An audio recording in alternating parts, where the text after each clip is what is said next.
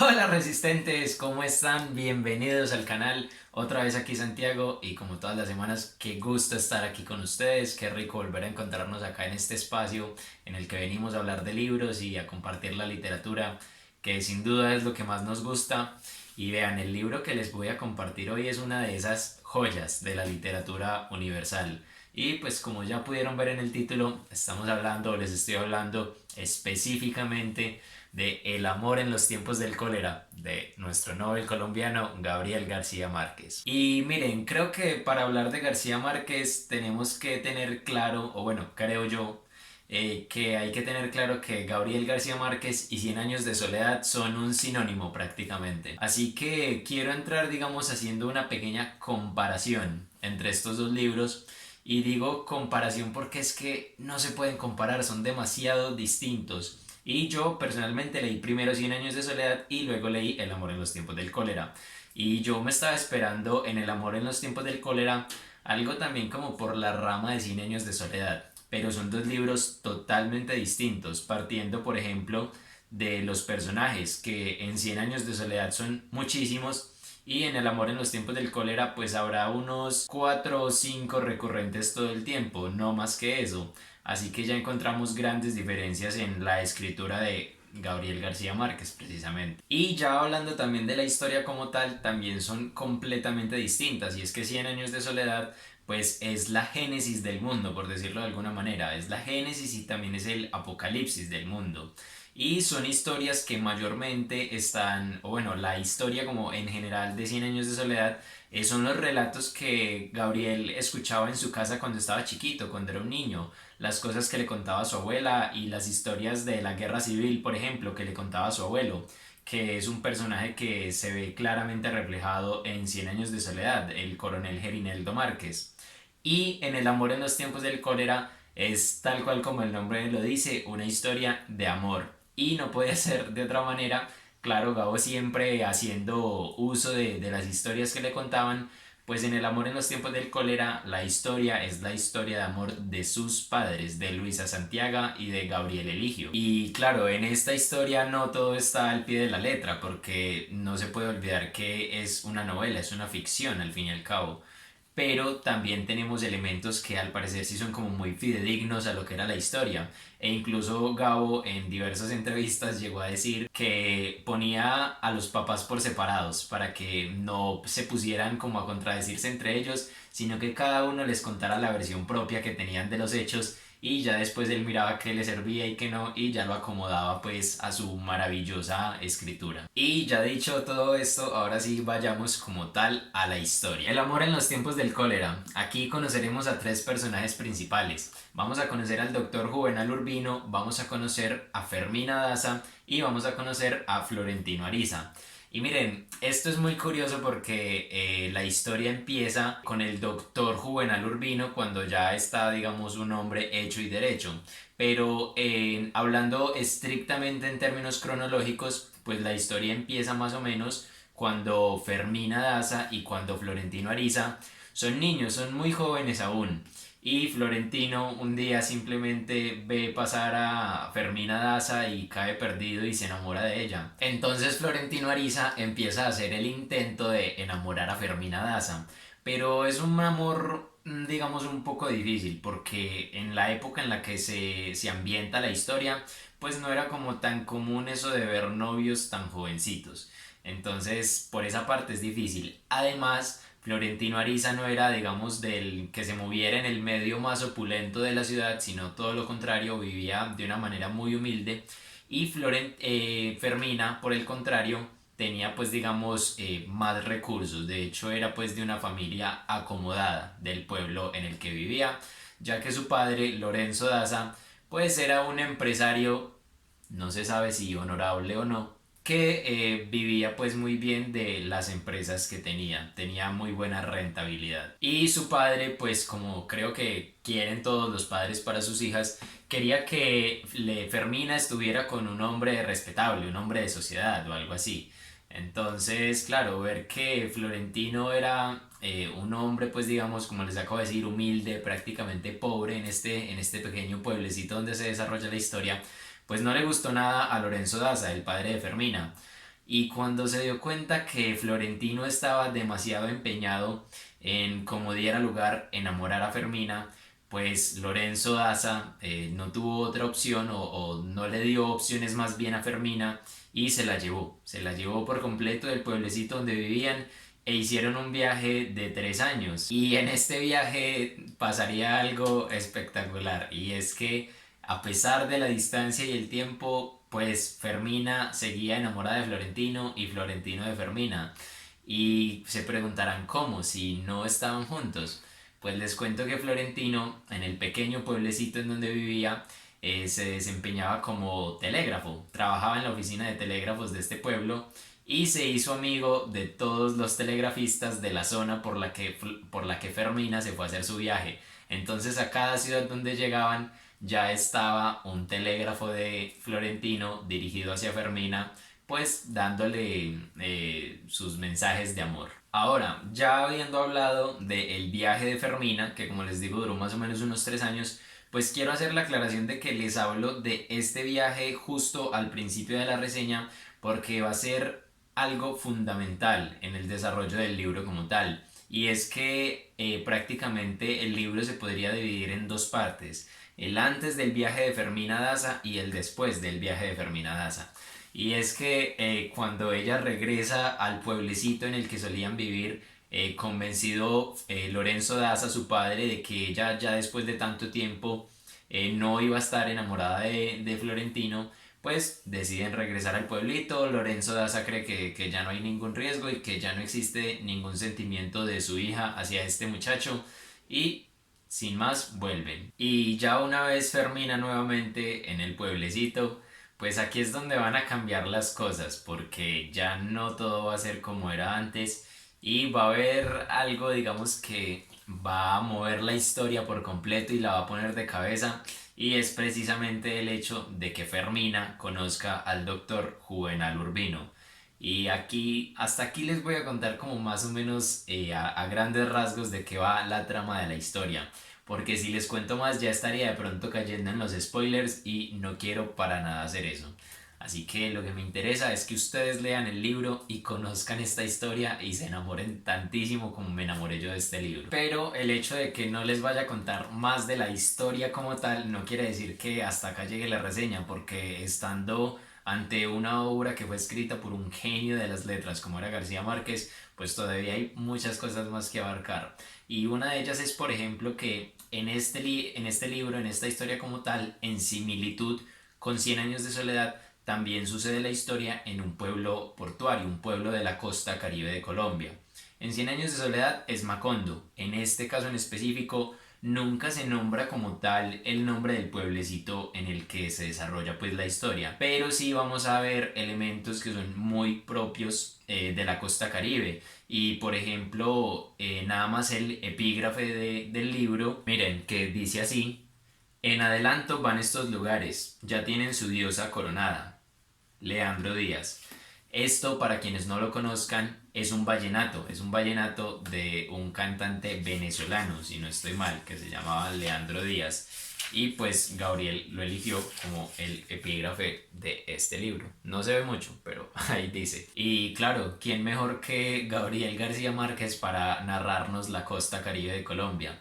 Y algo que también disfruté mucho en este aspecto en específico, por ejemplo, es que varias veces a lo largo de la novela vamos a ver la influencia que tenía en esta época perdón, los buques fluviales, los que navegaban por los ríos de Colombia. Y de hecho Florentino trabajó mucho tiempo en la Compañía Fluvial del Caribe, la CFC. Entonces estos buques van a tener demasiada influencia en la historia y de hecho van a ser una parte fundamental para el último capítulo del libro como tal. Y aquí volvemos nuevamente a ver el tipo de escritura anecdótica ha caracterizado a García Márquez. Y es que cuando él por primera vez salió de su casa y se fue a Bogotá con apenas escasos 13 o 14 años, pues le tocó embarcarse en uno de estos buques que navegaban por río, le tocó salir desde allá, desde la costa, y llegaron a, no me acuerdo qué parte de la sabana, pero llegan a la sabana y bueno, era un viaje que podía durar, si estaba bueno el clima y las condiciones eran favorables, 8 días, 10 días, pero si las condiciones no estaban tan favorables o al buque le pasaba algo, podía ser un viaje de 16 días. Y como Gabriel lo decía en alguna de sus entrevistas, que el viaje se demorara más del usual no era para nada un inconveniente, sino todo lo contrario, porque volvían las noches en el barco, las volvían una fiesta y era acordeones por todo lado y gente bailando y las papayeras también tocando y bueno, eran toda una fiesta. Y como les digo, en este libro pues también se ve mucho este aspecto específico de las rumbas que se armaban en estos buques fluviales cuando sus personajes se embarcaban en estos. Por otra parte, cuando se habla de García Márquez también se habla inevitablemente de realismo mágico. Y si bien en este libro no hay tantísimo realismo mágico como por ejemplo lo hay en Cien años de soledad, pues sí me llamaron la atención varias cosas y es que por ejemplo él privilegia cosas que son totalmente mundanas pero las vuelve algo extraordinario, algo de otro mundo, por ejemplo. Y yo les quiero compartir el caso específico que a mí personalmente fue el que más me llamó la atención de toda la novela. Y es que en alguna parte se cuenta que un camión cisterna, un camión de bomberos, era una cosa tan increíble y tan nueva y tan genial en este pueblo en el que vivían que, por ejemplo, cuando se sabía que había un incendio y el camión cisterna pasaba a apagarlo, pues los niños, si estaban en la escuela, si estaban en clase, suspendían la clase para salir todos a ver cómo funcionaba el camión cisterna. Entonces que García Márquez, digamos que le dé cierta importancia o que le dé cierta, no sé, como cierta magnitud tan importante, cierta fantasía a elementos que son tan comunes como un camión cisterna de bomberos, pues no sé, me parece que eso es como también digno de un genio de la escritura y que solamente alguien como Gabo podría hacer. O por ejemplo también me gustó muchísimo que como les acabo de mencionar, el telégrafo fue algo fundamental en esta historia de amor que se desarrolla en el amor en los tiempos del cólera. Porque en serio, no se imaginan lo importante que es el hecho de que Florentino en algún punto de su vida hubiera trabajado como telegrafista. Y luego ya también para finales del libro fue demasiado importante el hecho de que Florentino hubiera trabajado en la Compañía Fluvial del Caribe. De verdad que fue fundamental para que tengamos el final que tiene este libro, este gran y maravilloso final, que por favor espero que lean. Ahora, ya como les dije en el principio del video, creo que hablar de García Márquez es hablar de Cien años de soledad. Y en este momento quiero volver a hacerlo para volver a hacer una comparación. Y es que Cien años de soledad, como yo ya les conté mi experiencia personal en la reseña que ya tienen acá en el canal, pues les cuento que ese fue un libro que me costó muchísimo leer la primera vez y como ya les dije, llegué como hasta la página 70 y piquito y no pude más. Paré de leer y guardé el libro como 2 o 3, 4 meses y luego lo volví a retomar y ahí sí pues leí y era un libro totalmente diferente al que yo había empezado a leer y finalmente pues como que pude comprender y disfrutar a totalidad de esta maravillosa historia. Pero con El amor en los tiempos del cólera pasa todo lo contrario y es que desde la primera página hasta la última es un libro súper fácil de leer y la historia nos va llevando solos prácticamente porque es una historia tan amena que no tenemos ni siquiera que esforzarnos por entender, como si pasa de pronto con Cien años de soledad, por la complejidad de los personajes que son tantos, que tienen tantos nombres iguales, también por la complejidad misma de los temas que abarca. Bueno, el caso es que el amor en los tiempos del cólera es totalmente distinta y es un libro que si quieren de pronto empezar a leer a García Márquez y no lo han leído antes, pues yo personalmente les recomendaría. No les recomendaría mucho empezar por Cien años de soledad porque como les digo es una obra densa y es una obra compleja. Pero el amor en los tiempos del cólera, qué historia de amor tan fascinante y ese triángulo amoroso que hay entre Florentino, Juvenal y Fermina es una cosa para reírse muchísimo. Los amaneceres en la casa uy no, aquí iba a ser spoiler, pero no, mejor dejemos así. Pero bueno, el caso, es un libro divertidísimo y también en diferencia con Cien años de soledad, pues en Cien años de soledad por más que hubieran luchado con todas las fuerzas del amor, las fuerzas del sexo, las fuerzas de la pasión, las fuerzas pues mágicas que son propias en esta escritura de García Márquez, pues finalmente no había ninguna redención, el mundo termina acabándose, el mundo se termina destruyendo. En cambio aquí, en el amor en los tiempos del cólera, el amor es la salvación misma, es la redención misma. Entonces eso a mí me parece espectacular y esta de verdad que es una de las novelas de amor más fascinantes que he leído y es que no sería de menos porque como ya les he dicho varias veces, García Márquez era un genio de las letras. Y siguiendo por este mismo hilo, les quiero compartir esta pequeña frasecita que dice acá en la contraportada del libro, miren. Dice, los zumos, olores y sabores del trópico alimentan una prosa alucinatoria, que en esta ocasión llega al puerto oscilante del final feliz. Y efectivamente, en esta novela tenemos un final feliz, que como les digo, el amor es la redención última, la salvación última del mundo y de sus personajes. Como ya les dije, en contraste con Cien años de soledad, no importa de qué fuerzas hubieran utilizado, el mundo no logra salvarse. Ahora, un aspecto que también me gustaría resaltar muchísimo en la escritura de García Márquez es que he notado, por ejemplo, en los dos libros que he leído de él, porque no voy a pretender que he leído más, solamente he leído Cien años de soledad y El amor en los tiempos del cólera. Y algo pues que he notado específicamente es que él tiene un ritmo como muy largo, por decirlo de alguna manera. Él no tiene tantos diálogos, sino que, como decimos popularmente, lo que hace él es derramarse en prosa y empieza a narrar y a narrar y a narrar.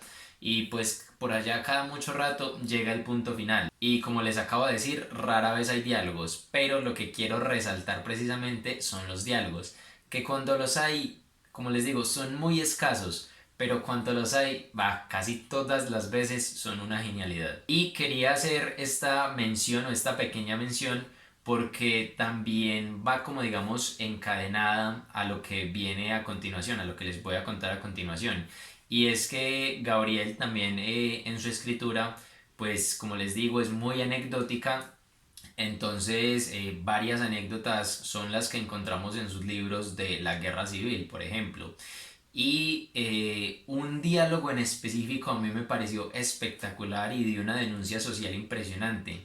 Y estaban hablando, pues claro, del cólera precisamente porque en alguna escena los personajes pasan por unas bananeras o por unas plataneras, no recuerdo bien, y la cosa es que habían muchísimos muertos al lado y lado de estas bananeras o de estas plataneras. Y entonces una de las personas dice que claro, que era por el cólera, porque por estos tiempos estaba pues la epidemia del cólera, digamos, como en auge. Y entonces otro de los personajes responde y dice así literalmente, pues debe ser una modalidad muy especial del cólera, porque cada muerto tiene su tiro de gracia en la nuca. Eso a mí me pareció de una denuncia social impresionante y además como diálogo es una genialidad, porque como les digo, aparecen diálogos cada mucho, pero siempre que aparecen suelen ser unas cosas espectaculares. Y bueno, en fin, y ya para ir cerrando con la reseña de este maravilloso libro, me queda por decirles que por favor léanlo. De verdad que es una obra maestra de la literatura universal y van a disfrutar muchísimo y personalmente me reí como no se imaginan. Espero que ustedes también si lo leen o si ya lo leyeron se hayan reído así de harto como me reí yo. Y también me queda por decir que pienso que la conclusión o la moraleja de alguna manera que pretende dejar este libro es que jamás es demasiado tarde para el amor y que no importa cuánto tiempo pase, pues si el amor es de verdad. Así que esto pues me pareció muy bonito. Y también por otra parte que como ya les dije cuando estaba haciendo ese pequeño paralelo entre Cien años de soledad y el amor en los tiempos del cólera, pues que el amor es la salvación y la redención en sí mismo. Hasta acá la reseña de esta semana. Espero que la hayan disfrutado, espero sobre todo que los hayan motivado a leer este libro. Si ustedes ya lo leyeron, coméntenme aquí abajito qué tal les pareció, que saben que me encanta compartir con ustedes en los comentarios. No se olviden tampoco de dejarse un me gusta y de suscribirse al canal si aún no lo han hecho. Adicionalmente, y antes de despedirme, quería agradecerles a todos ustedes porque ya somos más de 600 suscriptores. Eso quiere decir que somos más de 600 personas que nos reunimos en torno a los libros, así que eso me parece un valor incomparable. Así que muchísimas gracias a todos y cada uno de ustedes. Y ahora sí, como todas las semanas, lean mucho y resistan aún más. Chao.